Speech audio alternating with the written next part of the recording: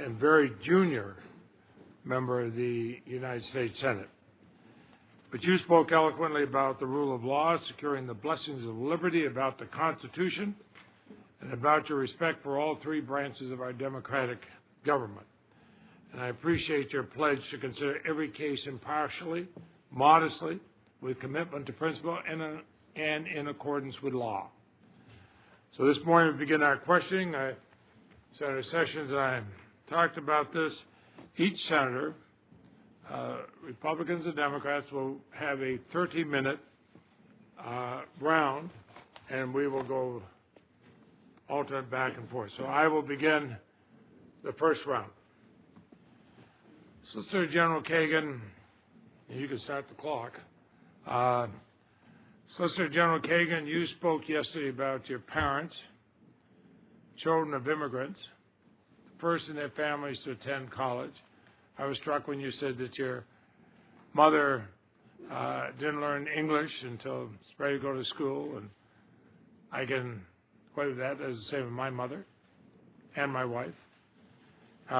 Before we get to questions about the important role that the Supreme Court plays in American lives, do you want to share with us some additional thoughts about the values your parents taught you that put you on the path to teaching and law and public service, because that may give us a better idea of who you are?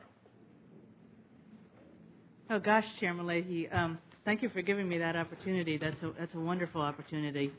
My parents, of course, were, as they were loving, wonderful parents, but they were also people who worked hard for their communities, and I think that's what I most took away from them, is the value of serving the communities that you live in, of serving other people. And I guess I got a little bit from each side. My father, I said, was a lawyer. He was a lawyer for ordinary people. He was the kind of lawyer who, if you needed a will drawn up, he would draw up your will, and if you had problems on your taxes, he would help you with that.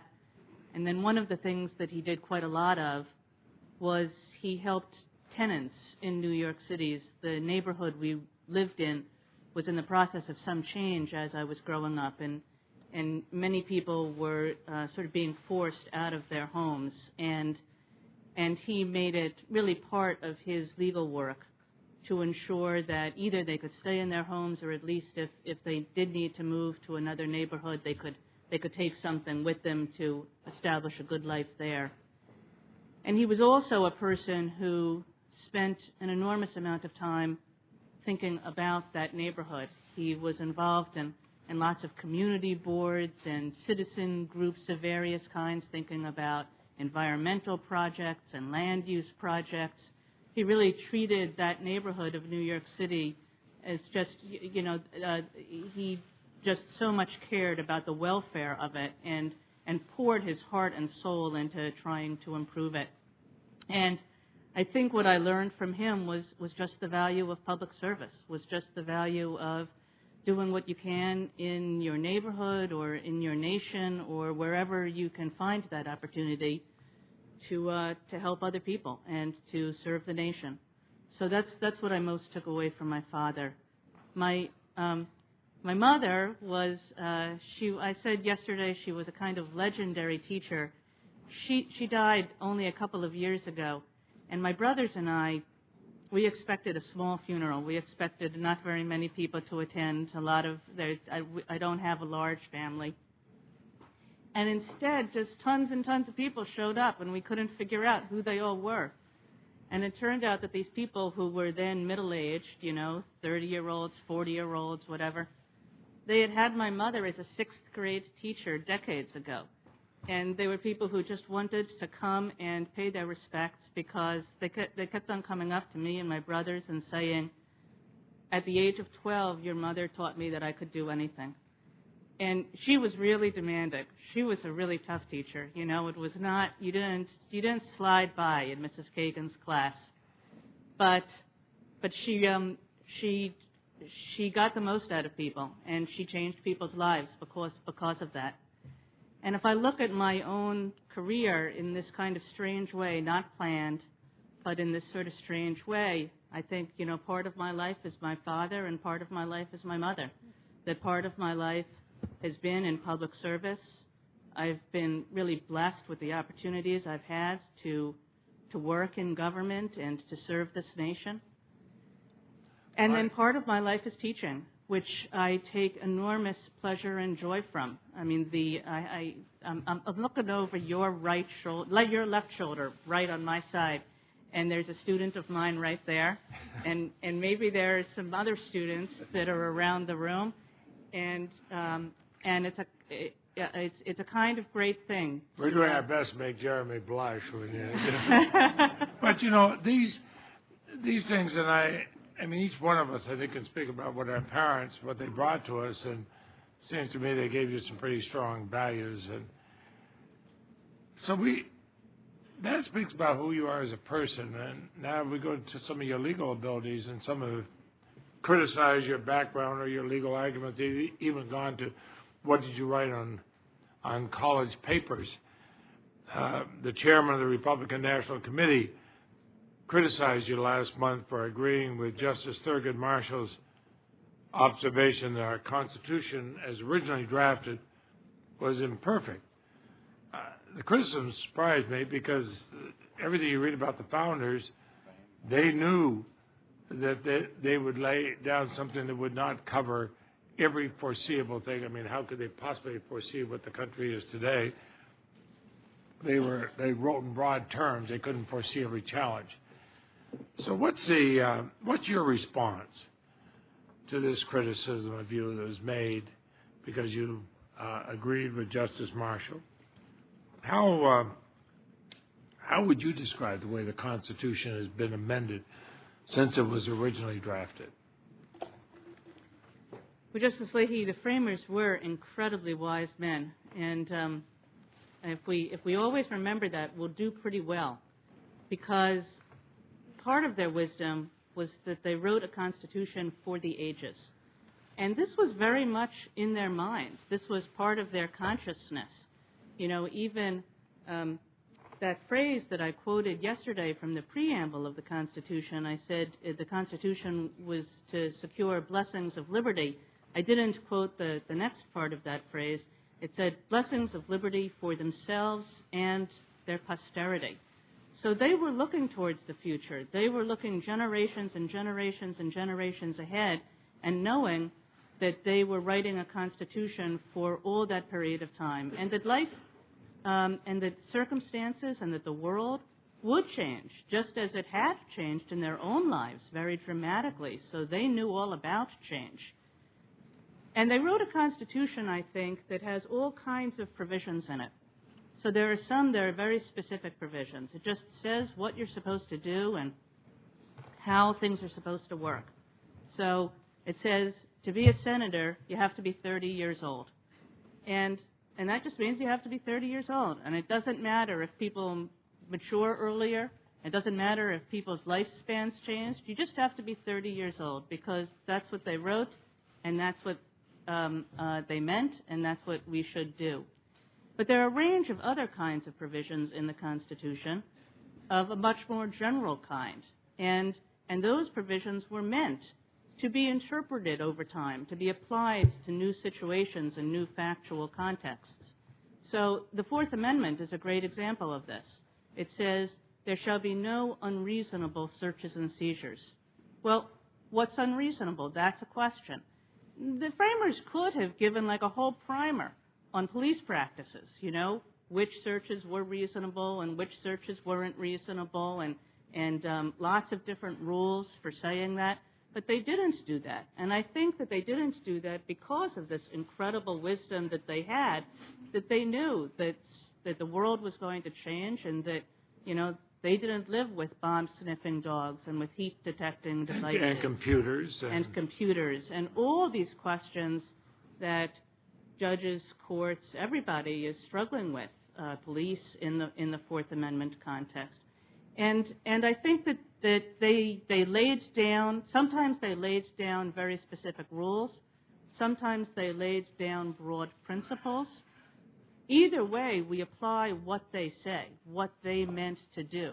So in that sense, we are all originalists. And we also have made changes. I mean, the Bill of Rights, my own state of Vermont didn't join the Union until they saw that the Bill of Rights was going to be ratified. We did the 19th Amendment, the expansion of votes for women, the 26th Amendment, allowing 18-year-olds to go. We've seen some major changes over the years. Yesterday I talked about how the Supreme Court interprets Plessy versus Ferguson was overruled by Brown versus Board of Education. Same Constitution. But people realize how changes are in society. I can't imagine anybody saying we should go back to Plessy versus Ferguson because that was decided first. And I think I do recall you being a special counsel with Senator Biden on this committee during a Supreme Court confirmation hearing. I was here, I was a little bit further down the road at the time, but you wrote a law review article and book review after, in which you argued that these proceedings should be occasions to engage in a meaningful discussion of legal issues. Now, you set the standard. You probably reread those words. How are you Many going to times. I'll bet. As have I, and I guarantee you, as have every you know every what? single member of this committee. They've been read to me many times, too. And probably will again. How are you going to live up to that standard? Senator Leahy, before I answer that question, may I say a little bit more about what you started with about constitutional changes? Sure. Just to show my commitment to being open. All right? Go ahead. But you said something which just sort of triggered a thought in me, and I just wanted to, as you said, there are all these many changes that have happened to the Constitution. And I think it's important to realize that those changes do come in sort of two varieties. One is the formal amendment process, and I think it was Senator Corden yesterday who talked about the formal amendment process, and that's tremendously important. So, you know, when Thurgood Marshall said that this was a defective Constitution, you know, he was talking about the fact that this was a Constitution that counted slaves as 3/5 of a human being, that didn't do anything about that original sin of our country. And the 14th Amendment changed that. The 14th Amendment was an enormous break after the Civil War and created a different Constitution for America. So partly the changes come in that way. But partly they come outside the formal amendment process as well. And what you said about Plessy and Brown is absolutely right, that if you look at the specific intent of the drafters of the 14th Amendment, they thought that the 14th Amendment was perfectly consistent with segregated schools. I mean, you just have to, you can't really argue otherwise as a historical matter. But in Brown, the court said otherwise. And, you know, step by step by step, decision by decision, in large part because of what Justice Marshall did, you know, we got to a place where the court said it's inconsistent with the principle of equal protection of the laws that the drafters of the 14th Amendment laid down. It's inconsistent with that principle to have segregated schools. So that's a way in which change can happen as well. Now, to go to your real question, and I apologize for that digression.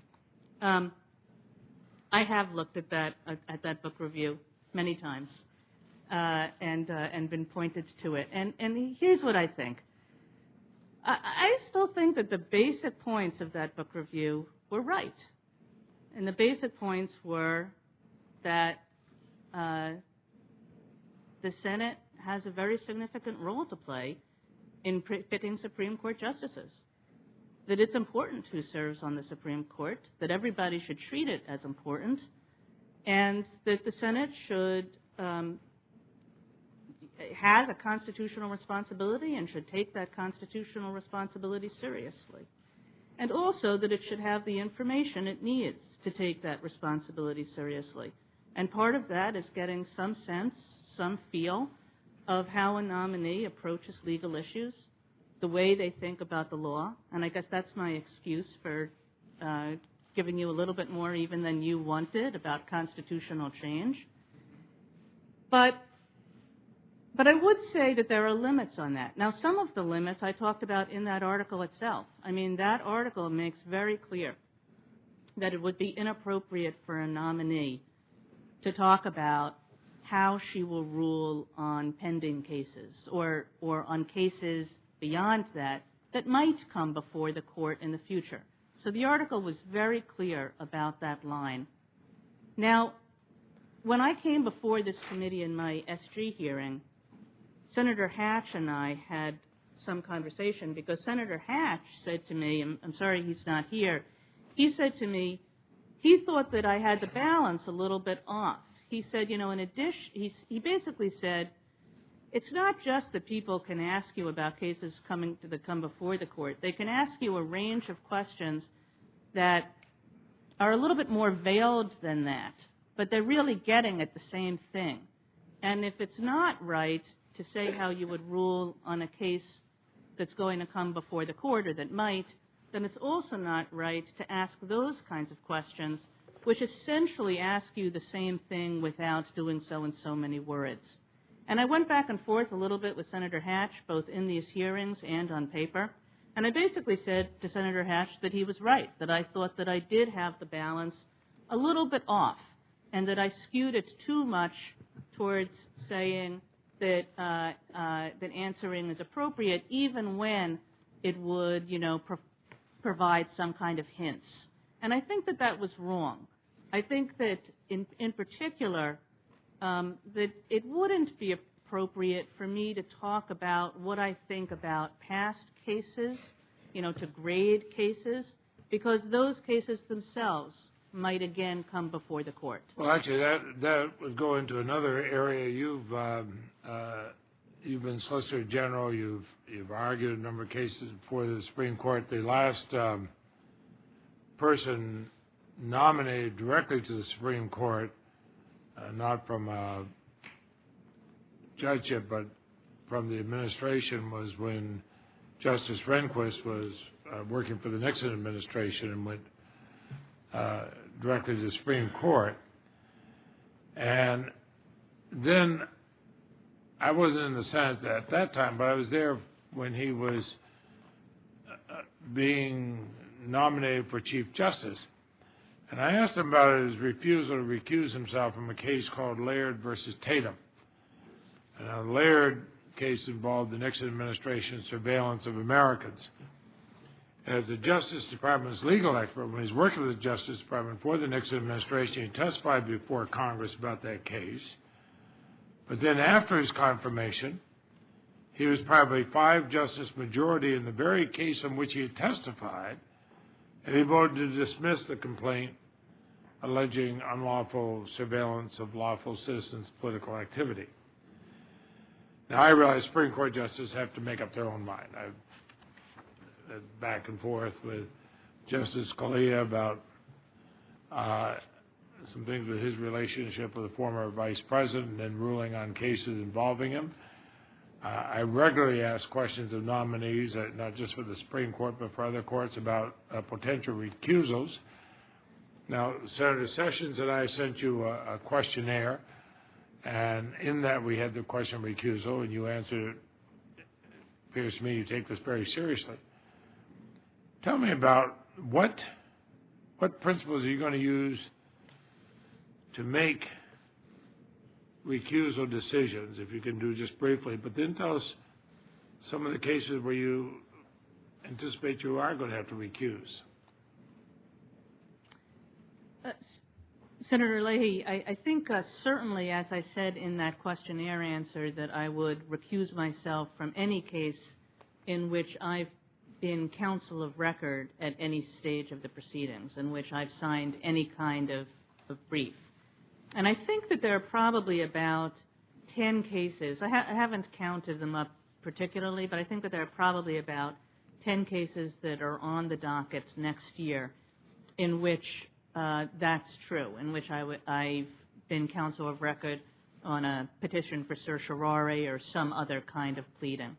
So that's a flat rule. In addition to that, I said to you on the questionnaire that I would recuse myself in any case in which I've played any kind of substantial role in the process. I think that would include, I'm going to be a little bit hesitant about this because one of the things I would want to do is talk to my colleagues up there and make sure that this is what they think is appropriate too.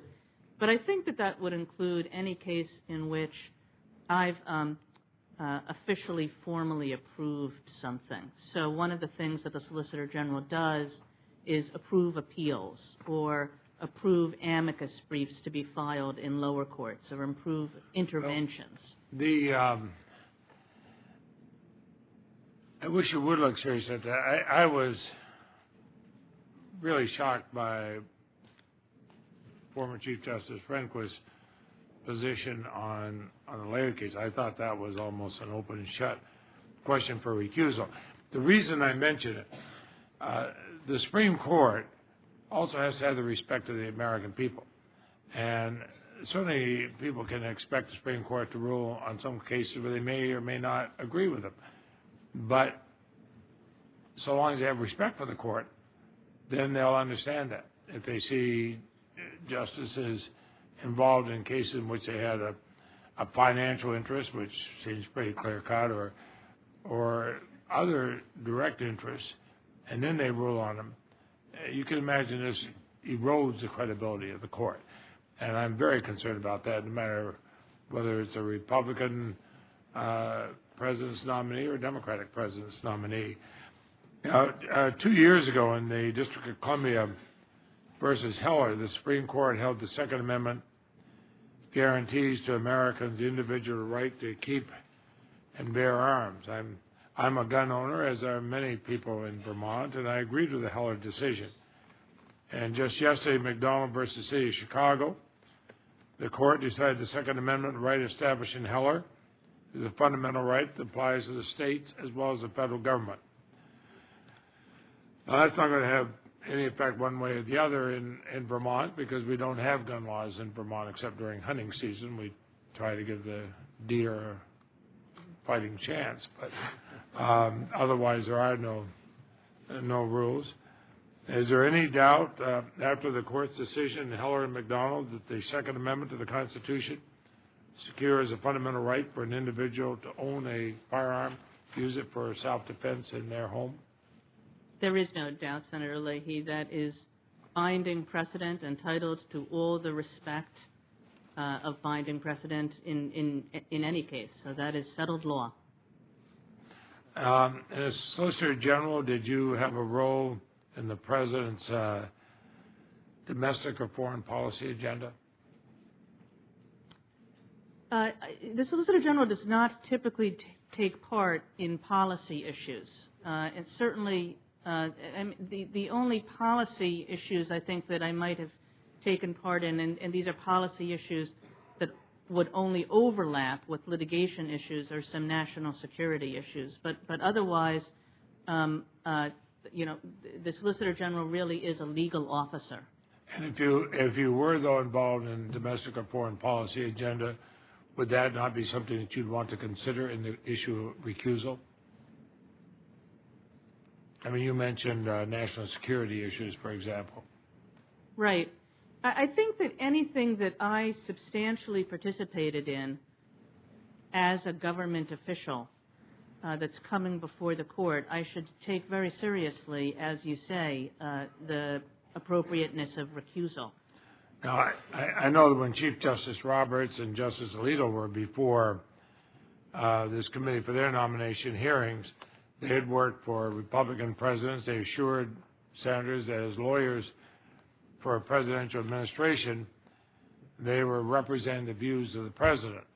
All my friends on this side of the aisle thought that was fine.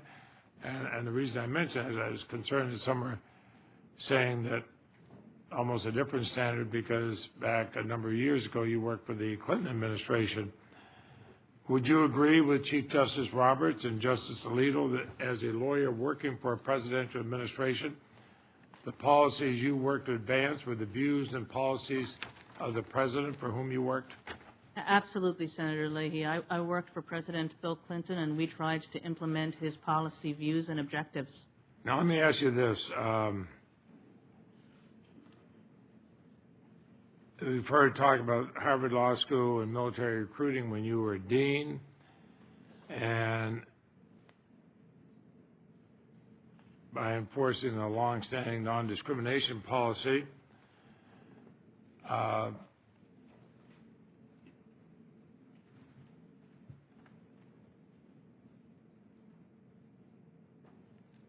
you would provide military recruiters with access to students coordinated by the Harvard Law Veterans Association that had been successfully used for years under your predecessor, Dean Clark, with the approval of military recruiters and the Department of Defense. Did you ever bar recruiters for the U.S. military from access to students at Harvard Law School while you were dean?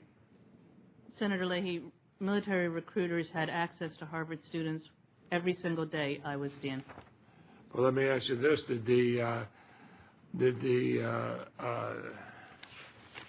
While you were there, did the number of students recruited go down at all while you were dean? I don't believe it did, Senator Leahy. So I'm confident that the military had access to our students, and our students had access to the military throughout my entire deanship, and that's incredibly important, because the military should have the best and brightest people it can possibly have in its forces, and I think, you know, I said on many occasions that this was a great thing for our students to think about doing in their lives, that this is the most important and honorable way any person can serve his or her country. It's always been my experience also, if somebody wants to join the military, they usually are pretty motivated to join the military. And my youngest son joined the Marine Corps out of high school. There weren't recruiters on the high school campus, but he was able to find where the recruiter was in downtown Burlington and walked over there and signed up. My wife and I are very proud of him for doing that. But here, there's been this implication given, that's why I wanted you to clear this up, the implication given that somehow military recruiters couldn't recruit Harvard students. That was not the case. Is that correct? That was not the case, Senator Leahy. The only question that ever came up, as you stated earlier, this was a balance for the law school, because on the one hand, we wanted to make absolutely sure that our students had access to the military at all times, but we did have a very long-standing, going back to the 1970s, anti-discrimination policy, which said that no employer could use the Office of Career Services if that employer would not sign a non-discrimination pledge that applied to many categories, race and gender and sexual orientation, and actually veteran status as well. And the military could not sign that pledge. Because of the don't ask, don't tell? Because of the don't ask, don't tell policy. Which the chairman of the Joint Chiefs of Staff now says should be repealed. I read the speech you gave to graduates at West Point 3 years ago. You said that military service is the noblest of all professions. And those cadets serve their country in this most important of all ways. It didn't sound very anti-military to me. Tell me why you said that, what you did at West Point. Well, I said it because I believe it. I was so honored to be invited to West Point. They have a mandatory part of their curriculum that all students take a constitutional law course, and they invite a person each year to talk to the students about any legal subject. And it was really the greatest honor I think I've ever gotten, to be asked to be that person. And I went up and I talked to the West Point students and faculty about something that I talked about yesterday, really, which was about the rule of law and about how it applied in the military context. And I loved that institution. The faculty and the students there was an incredible experience for me. But, you know, in addition, I mean, I tried in every way I could to make clear to the veterans of the military at Harvard Law School and people who were going to go into the military how much I respected their service, how much I thought that they were doing the greatest thing that anybody could do for their country. I tend to agree. I know we felt that way. My wife and I felt that way about our son. We worried about him in the Marine Corps, but we were so proud of what he was doing. In fact, speaking of Marines, I read a May 21 Washington Post op-ed from Robert Merrill. He's a captain in the U.S. Marine Corps. He's a 2008 Harvard Law graduate. He's serving as a legal advisor to a Marine infantry battalion in southern Afghanistan. I've been to that part of Afghanistan with our troops. It is not an easy place to be. He writes, if Elena Kagan is anti-military, she certainly didn't show it. She treated the veterans at Harvard like VIPs. She was a fervent advocate of our Veterans Association. He also writes, I received perhaps the most thoughtful thanks of all just before graduating from Harvard Law School. The supposedly anti-military Elena Kagan sent me a handwritten note thanking me for my military service and wishing me luck in my new life as a judge advocate. I want to thank you for doing that too, and I will put in the record Captain Merrill's op-ed.